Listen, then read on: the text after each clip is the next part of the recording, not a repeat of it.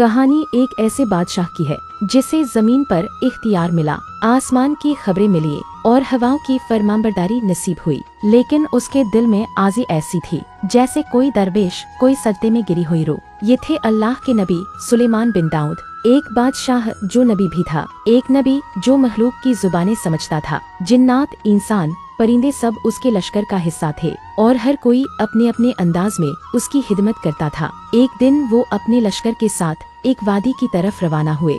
सामने से जिन्नात के काफिले, पीछे इंसानों की सफ़े। ऊपर आसमान में परिंदे उड़ रहे थे और दरमियान में सुलेमान, अल्लाह का वली, अल्लाह का बंदा। रास्ते में एक चिंटियों की बस्ती आई। जमीन के छोटे छोटे सुराखों में रहने वाली ये नन्ही मखलूक शायद किसी के कदमों तले कुचली जा सकती थी, मगर उनके दिलों में अकल भी थी और एहसास भी। एक चींटी ने अपने साथियों को पुकारा, ऐ चींटियों, अपने बिलों में दाखिल हो जाओ, कहीं ऐसा न हो कि सुलेमान और उसका लश्कर तुम्हें रौंद डाले और उन्हें खबर भी न हो। अब जरा सोचिए, कितनी छोटी, कितनी नर्म सी आवाज, और वो नबी जो न सिर्फ इंसानों की बात सुनता था बल्कि उस नन्ही सी चींटी की पुकार भी समझ गया। सुलेमान अलैहिस्सलाम ने जब वो बात सुनी तो दिल से मुस्कुरा दिए और फौरन अपने रब की तरफ मुतवज्जे हो गए। उन्होंने दुआ की, ऐ मेरे रब, मुझे तौफीक दे कि मैं तेरी उन नेमतों का शुक्र अदा करूं जो तूने मुझ पर और मेरे वालिदैन पर की, और मुझे ऐसे अमल की हिदायत दे जिससे तू राजी हो,